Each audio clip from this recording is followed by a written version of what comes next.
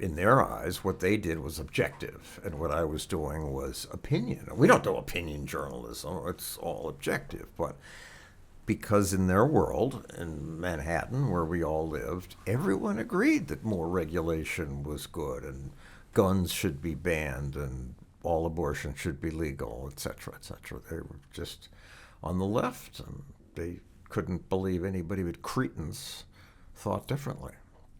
So I'm thinking about the COVID narrative, fast forwarding many years later, and it appeared to me that much of the narrative, the unwillingness to cover the dissidents like Jay Bhattacharya or mocking Rand Paul for questioning Anthony Fauci, there was so much advertising money coming from the interests that wanted to sell vaccines, for instance, that had to change, limit the narrative, like what you were allowed to say. You weren't allowed to put somebody on that was criticizing vaccine mandates. I don't buy that, and maybe I'm naive to be more generous to them than I should be. But, I mean, you sound like a Joe Rogan guest saying it's big pharma and the money. But as a consumer reporter at ABC and CBS, there were a couple instances, and I fought back, and they caved, where the advertiser pressure came. But they were very reluctant to use that.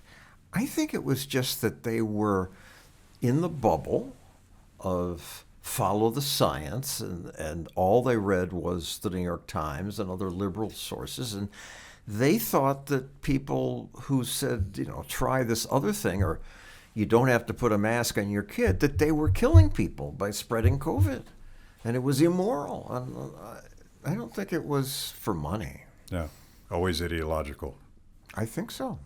So I'm thinking about a conversation I just had with Matt Taibbi, the beautifully grumpy dissident journalist, who says that there's a shift in journalistic culture where they view it as a team sport. You're either part of the team or you're not. And he argues that it used to be that journalists were competitive and they wanted the story first, and it wasn't a team sport. It was competing to the finish line because somebody got the headline, somebody got the scoop. And now he says that they're all sort of falling in line. It's a new sort of ideological bent, which is conformity, not so much left, right, or anything else. Do you buy that? I mean, I think Matt is very clever, and I can't believe how much he writes, and I subscribe to his free press stuff. But it's still competitive to get the story first. But even then, they were all in the same club. Everybody agreed that gun control was necessary and important. And in what they call corporate media now, that's still the way it is. And you want to be liked by the club, unless you're an iconoclast like me. And it's the water you swim in. So you just think anybody who thinks differently is an idiot, or in the case of COVID, a dangerous idiot. What's your take on the evolution from the days when you started, where there were 3 networks and a very closed system, and you were the odd man out. You were kind of the unicorn that wanted to tell a different type of story.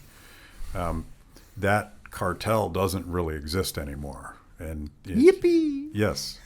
And it's being replaced by the Taibbis and the Rogans and thousands of other people.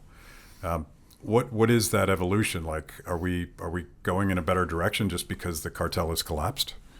I mean, yes and no. There's a lot of bad stuff out there with a lot of views, and that's the sad part. But this monopoly of thought stuff was never a very good thing.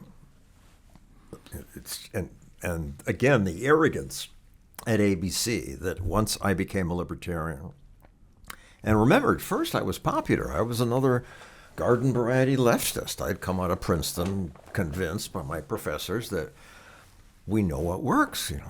We can have programs to solve all these problems. And until I watched them fail, I believed that, and I forget what point I'm making here. That now you had that top-down cartel, and now we have a decentralized system. Peter Jennings, when he would see me in the hall at ABC after I became a libertarian, would do one of these. Look, I was an embarrassment to ABC News, that I was the only guy in the building who had a point of view, an opinion, that was allowed to do it. And that's how he saw it. And I was ripshit about that. It was so unfair. I was just covering economics that he was too ignorant to cover. But in retrospect, I do see that ABC did let me give a point of view in my specials they used to give me. But that was unusual. Yeah. I didn't realize how unusual. I kind of saw, well, Jennings is bleeding his leftist opinions all over these pieces. And Diane Sawyer did some ridiculous thing on the need to save water, even in states where there was no water shortage. And it was, to my mind, biased, but they were trying to be objective. I was trying to make a point, and they let me often. Thank you for watching Kibbe on Liberty. You can watch new episodes every Wednesday anywhere that you consume podcasts, on YouTube, on Apple, on Spotify, whatever. Watch, click, like, check it out.